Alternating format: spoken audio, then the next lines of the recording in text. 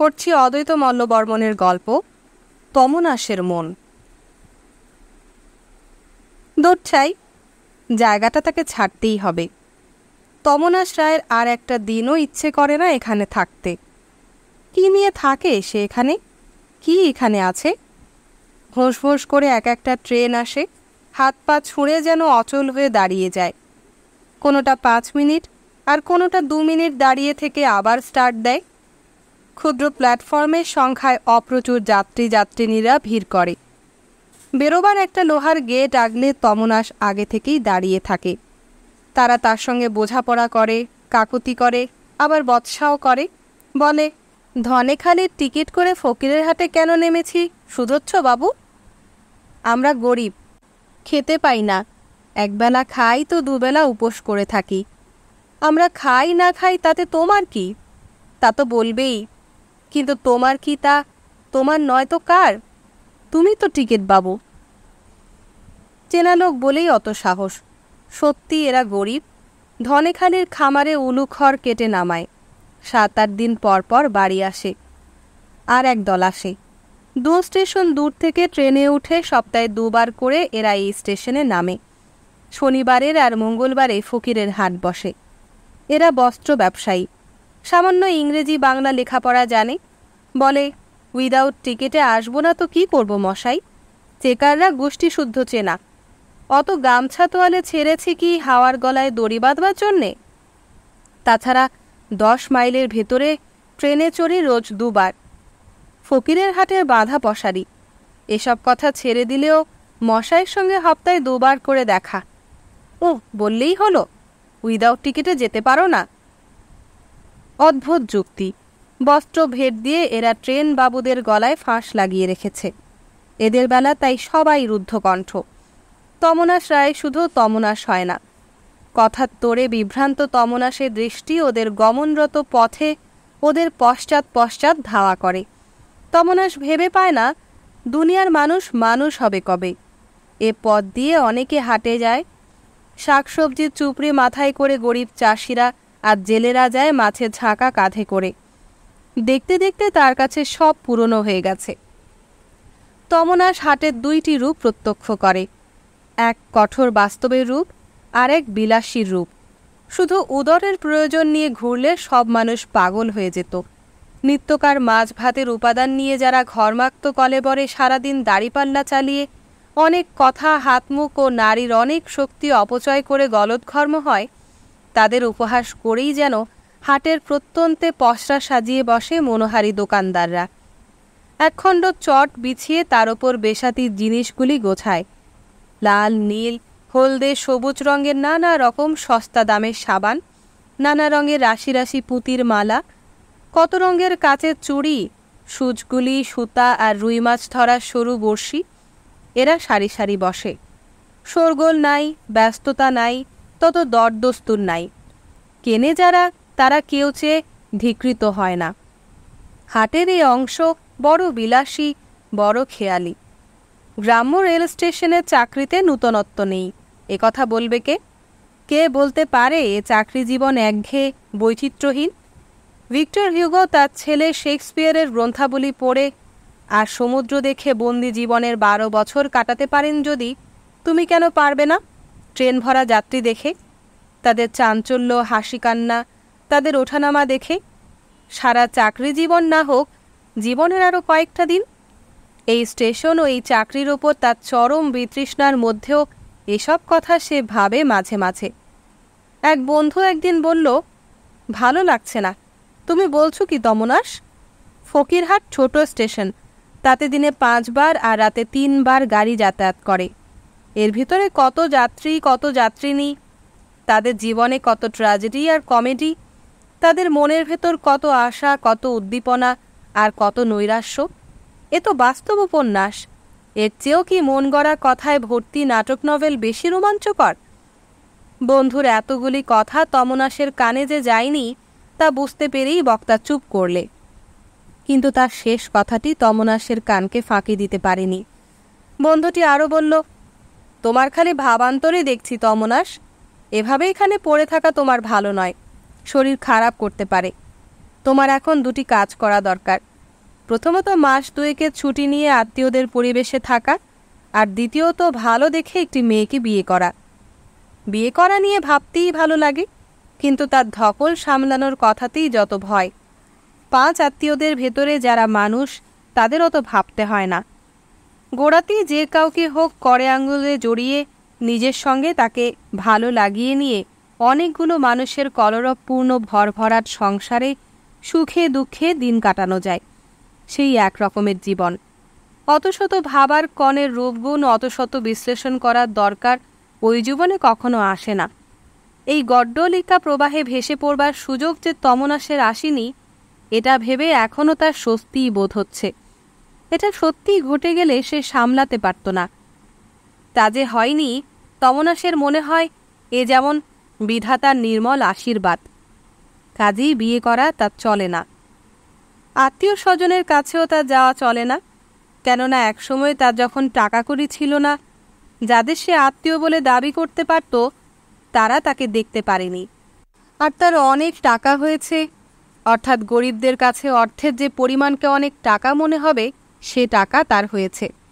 তাই দেখে আত্মীয়রা যে তাকে অতিরিক্ত আদর দেখাবে, এ কথা সত্য, কিন্তু সে আদর সে সইবে কেমন করে? একদিনের এক দৃশ্য তমনাসের মন থেকে আজও মুছে যায়নি। সেদিন বিকালের ট্রেন, অনেকগুলি যাত্রী নামল, এগিয়ে এলো বেরোবার গেটের দিকে। তমনাস এক এক করে ছাড়পত্র আদায় করে তাদের বাইরে যাওয়ার অধিকার দিতে লাগল। মন বেশ প্রসন্ন ছিল সেদিন। সকলের শেষে এগিয়ে এলো 3 জন যাত্রী। অপরাধী তারা 3 জনেই। সকলের শেষে পঞ্চাশোর্ধ্বের ফতুয়াও নেই। অদ্ভুত এক জড়ত্বকে প্রাণপণ বলে ঠেলে ঠেলে যেন সে এগিয়ে আসছে। বৃদ্ধের সংকটখানা চট করে বুঝে নিয়ে বললে, আর একখানা টিকিট কই? পশ্চাতে আর একটা কাপড়ের পুটলি, পা থেকে মাথা অবধি সাদা থান কাপড়ে ঢাকা, ঘাড় নিচু করা, তাই মুখ দেখা যায় না।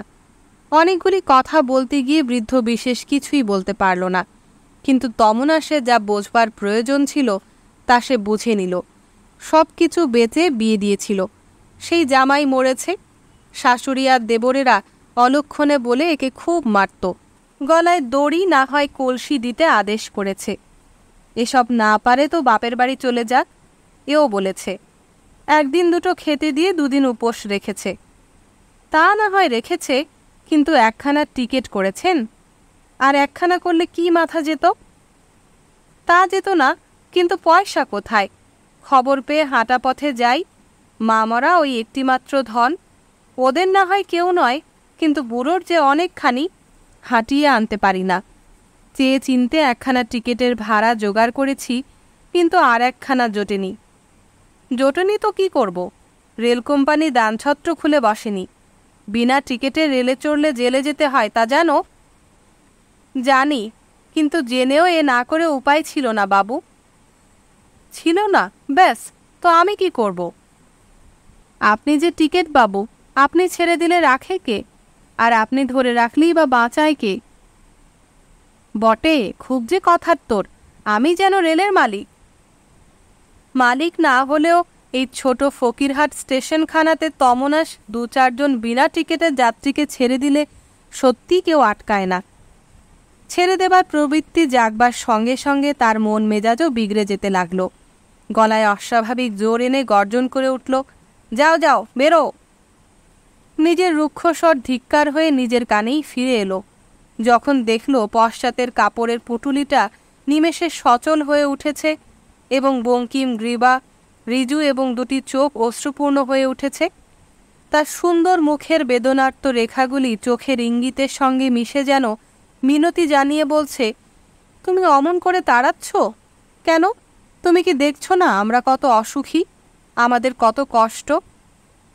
মুখখানা ধীরে ধীরে আবার নিচু হয়ে ঢাকা পড়ে গেলে তমনাসের মনে হয়েছে তার মন বড় অপূর্ণ, আর তার চারদিকে ভরে আছে তবু নিশ্ছিদ্র নিঃসীম নৈরাশ্য।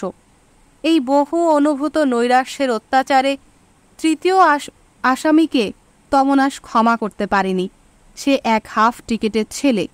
স্টেশন মাস্টারের কোঠায় টেনে নিয়ে তার কচি গালে 5 আঙ্গুলের দাগ বসানো এক প্রচণ্ড চপেটাঘাত করে। কাঁদবার আগে নিজেই কেঁদে ফেলে নিজের ব্যাগ থেকে 5টা টাকা তার হাতে গুঁজে দিয়ে বিদায় করেছে। তমনাসের মনে সেদিন একটুও সন্দেহ রইল না যে তার মাথা খারাপ হতে বাকি নেই। না, এখানে আর একদিনও থাকা যায় না। কি দেখে তমনাস রায় থাকবে এখানে? কি এখানে আছে? ট্রেন আসে আর যায়, যাত্রীরা উঠে আর নামে, ফকিরের হাট বসে আর ভাঙে, আর প্রতিদিন একই রকম ওই আদিম বিশ্রী সূর্যটা ওঠে আর অতি বিশ্রীভাবে ডুবে যায়। তমনা সেসব ছেড়ে ছুঁড়ে আর কোথাও যাবে? অনেকের যাওয়ার জায়গা থাকে অনেক, তমনাসের কিন্তু একটিমাত্র জায়গার কথাই বিশেষভাবে মনে পড়ল। রেলে 15-20টি স্টেশন পার হয়ে অনেকটা পথ নৌকায় আর কিছুটা পথ পায়ে হেঁটে বর্ষায় ভুলে যাওয়া এক মাসির ঘরে আশ্রয় নিল। মাসি প্রথমে ঠিক বোনপোকে চিনতে না পারলেও পরম চেনার ভান করে তার শিক্ষিত চাকুরে বোনপোকে খুব খাতির যত্ন করে। তমনাসের মন একটু একটু করে ভরে আসতে লাগল। চারদিকে স্বচ্ছন্দ প্রাকৃতিক সৌন্দর্যে আপনি যে রসায়িতি হয়ে উঠতে লাগল। এখানে পূবের গায়ে নারকেল গাছের মাথায় যে সূর্য ওঠে বর্ষার নদীর জলে, তা ভেঙে শতখান হয়ে সন্ধ্যায় মুঠা মুঠা আবির ছড়িয়ে দিয়ে অলসভাবে ডুবে যায়। রাতে যে চাঁদ ওঠে, শাপলা ফুলেরা তাকে বুকে করে চোখ বুজে আত্মসমাহিত হয়ে থাকে। সন্ধ্যায় কাসর ঘণ্টা বাজে, ভোরে পাখিদের গান হয়, গহীন রাতে হয় একজন মানুষের গান। যে গায় তমনাস তাকে দেখেনি, কিন্তু যা গায় তা শুনে শুনে তার আঁশ মেটে না, শুধু কান পেতে শোনে। গায়ের লোকেরা খুব সকালে ঘুমায়। একদিন তমনাসের চোখে ঘুম ছিল না। বাইরে এসে ডালিমতলার পথটাতে পায়চারি করছিল। দেখল সে রাতে আরও একজনের চোখে ঘুম নেই। তারপর থেকে রোজই দেখত ভগবান রোজই তার চোখ থেকে রাতের ঘুমটুকু কেড়ে নিয়েছেন। শুনে শুনে তার মনে প্রশ্ন জাগে, এসব গান যে গাইছে সে কি চিরবঞ্চিতা? নৈরাশ্য কি তার সারা জীবনের আকাশ থেকে সবটুকু আলো কেড়ে করে নিয়ে নিরন্ধ্র অন্ধকারে তার ইহ পরকাল লেপে পুছে একাকার করে দিয়েছে? কিন্তু তার মনে কি কামনার শেষ নেই? কান্নার কি সমাপ্তি নেই? তার ভাঙা কপালের টুকরোগুলো তো মনের অনুভূতির বৈচিত্র্য একটুও মলিন করতে পারেনি। এক একটা গানের বাঁধা কথা ও বাঁধা সুরের ভেতর দিয়ে যেন হাজার রকমের অনুভূতি আত্মপ্রকাশ করছে। একদিন রাতের বুকে চাঁদ ছিল না, চারদিকে নিঝুম। তমনা শুনছে সেই গানের কথাগুলি। 100 বৎসরের পর, 100 জনমের পর তুমি এসেছ, আমার স্বপ্ন ভেঙে গেল। জেগে আর ওই রূপ দেখলাম না। দুয়ারের বাইরে এসে দেখি সারাটি রাত খালি ফুঁপিয়ে ফুঁপিয়ে কাঁদছে।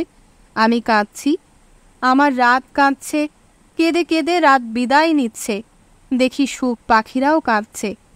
তোমায় আমি পেলাম না, আর কেউই তোমায় পেল না। জীবন থাকতে পেলাম না, পাবো কিনা তাও জানি না। আরেক রাতে শুনতে পেল, ওই তো ফুলের পালঙ্ক রইল, আমার কালা চাঁদ এলো কই?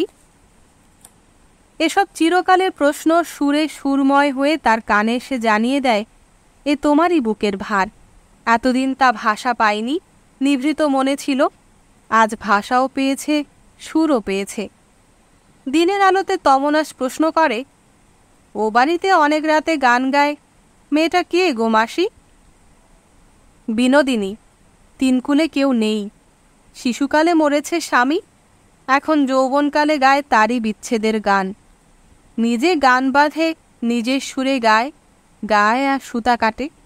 সেই সুতা বেচে পেট চালায়, কারো সাথে কথা কয় না। দূরে দূরে বাড়ি বলে তার গান আর কেউ শুনতে পায় না, শুনি কেবল আমি। হ্যাঁ, কেবল তুমিই শোনো, আর কেউ শোনে না। আর শুনেছিস দেখি তুই। তোমাদের এইসব গ্রাম্য গান শুনতে আমার সবসময়ই ভালো লাগে। ওস্তাদি নেই, কিন্তু আন্তরিকতা আছে। মনে হয় যেন কলজের রস সুর হয়ে বেরিয়ে আসছে। মাসি ঘাড় নেড়ে সাড়া দেয়। বোনপোর মনের খবর মাসি কতটুকু পেয়েছে তা প্রকাশ পায়নি। পরের দিন দেখা গেল বুড়ি তার বাতের শরীরে রান্নার অসামর্থ্য জানিয়ে সেই বাড়ির রাতের মেয়ে বিনোদিনীকে ডেকে এনেছে রান্নার সাহায্য করার জন্য। তমনাস খেতে বসে তাকে দেখতে পেল। সেই দিন রাতের গহনে তরুণীর ঢেলে দেয়া যে সুরময় কথাগুলি বিভ্রান্ত তমনাসের মর্মে এসে প্রবেশ করল তা এই, ও আমার রাজা, যে সময় তুমি রাজদরবারে যাও আমি তখন রাধি, আমার উনুন কাঁচা, আমার কাঠ ভিজা। আমি কাঁদছিলাম, কেন কাঁদছিলাম জানি না। জিজ্ঞাসা করাতে অক্লেশে বললাম, ধোঁয়ার জন্য কাঁদছি। আমি যমুনায় নাইতে গেছি, কুক্ষণে বাতাস এসে আমার মাথার কাপড় উড়িয়ে নিল, আর তুমি আমার মুখ দেখে ফেললে। কি লজ্জার কথা! তোমায় পাওয়ার দাবি করতে পারি না, তাই তোমার বদলে তোমার বাঁশি রেখে দেব। হয় আমায় তোমার বাঁশি দাও, না হয় আমায় সঙ্গে নাও, না হয় আমায় তোমার আপন দাসী করো। পরের দিন তমনাস কোনো ভূমিকা না করে সোজাসুজি মাসিকে জানায় বিনোদিনীকে বিয়ে করবে। বলিস কি তম, ও যে বিধবা। তা হোক বিধবা, তুমি তাকে জিজ্ঞেস করো বিয়েতে সে মত দেবে কিনা। এই অসহায় মেয়েটির প্রতি মাসির কম দরদ ছিল না। বাউন্ডুলে বনপটিকে দেখাশোনা করবার জন্য একজন দরকার, তাই প্রশ্ন কিছুদিন থেকে তার মনে জাগছিল ওই। সে অনাড়ম্বর বিবাহের আয়োজন সাড়ম্বর ঘোষণায় সবাইকে জানিয়ে দিল। বুড়ি যেদিন বিনোদিনীর কানে বিয়ের প্রস্তাব তুলল সেদিন থেকে বিনুর কাজের তালিকা বদলে গেল। এখন সে রাতে গান গায় না, খালি ফুলের মালা গাঁথে আর রুমালের কোণে ফুল তোলে। আগে গান গাইতে গাইতে তার চোখ ঝরত, এখনও ঝরে, তবে ঝরার কারণ আলাদা। আর গায়ের সব গ্রামবাসীরা শুনতে পেল এবং শুনে বিস্মিত ও আনন্দিত দুই হলো যে বুড়ির চাকুরে বোনপো নিজে যেচে বিনোদিনীকে বিয়ে করছে। খুদকুড়ানি সুতো কাটুনি বিনোদিনী রাজরানী হবে। বিয়ের আগের কয়দিন গান শুনতে না পেয়ে তমনাসের মনে আগের শূন্যতা উঁকিঝুঁকি মারছে। নিজেকে সে নিজে প্রশ্ন করেছে, আমি চাই কাকে? তাকে না তার গানকে? তার জন্যে তার গানকে চাই, না তার গানের জন্য তাকে চাই? বিয়ের দিন পর্যন্ত এর বেশি কিছু তমনাস ভাবতে পারেনি। শুভদৃষ্টির সময় বধূর সুন্দর মুখখানি তৃপ্তির অপূর্ব বাসনায় উজ্জ্বল হয়ে উঠতে দেখে তমনাস একটু বিমনা হয়ে পড়েছিল। কিন্তু সে তৃপ্তিকে আড়াল করে কোন এক বেদনার ছাপ সুস্পষ্ট হয়ে ওঠায় সে বধূর সিক্তপ্রায় চোখ দুটিতে নিজের সিক্ত চোখ দুটি অবগাহন করিয়ে নিয়ে ভাবল, বধূর চোখ দুটি বড় মধুর, কিন্তু কখনো বুঝি তাতে জোয়ার এসে পল্লব তট দুটিকে উদ্বেলিত করে তোলে। বিয়ের দুদিন পর রাতে তমনাস বধূকে কাছে টেনে নিয়ে বললে, গান গাও। আশা ও আনন্দে নববধূ বেশিনী বিনোদিনীর বুক ভরে উঠল। বলল, কি গান গাইব?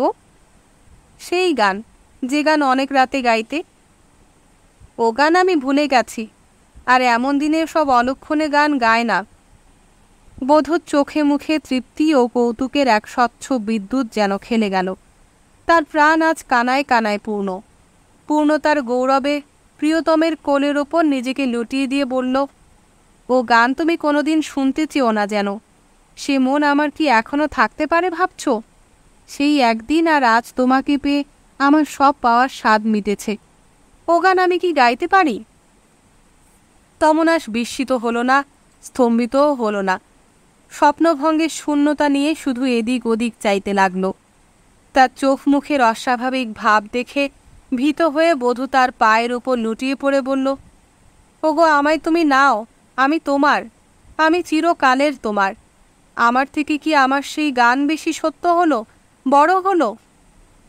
দার্শনিক মন তমনাসকে দিব্যদৃষ্টি দিয়ে গেল। কাঁটায় বুক ফুরিয়ে গানের মধু ঢালা যে পাখির স্বভাব, ফুলের পাপড়ির কোমলতায় গা ঢেলে দিয়ে সে পাখি শিশুর হারিয়ে ফেলে। দূর ছাই, এ জায়গাটা ছাড়তেই হবে। এখানেও সব কিছু তমনাসের নিতান্ত বৈচিত্র্যহীন লাগছে। জলের উপর চাঁদ সূর্যের খেলা আর আত্মসমর্পিত নারীর বুকে পুরুষের খেয়ালি মনের ঢেউ তোলা, দুই সমান অকিঞ্চিতকর, সমান অবান্তর। এ আর কদিন একটা মনকে বেঁধে রাখতে পারে? গভীর সত্য কি এমন আছে তাতে? তমনা সেখানে আর থাকতে পারবে না। সব কিছু ছেড়ে ছুড়ে সে অন্য কোথাও চলে যাবে।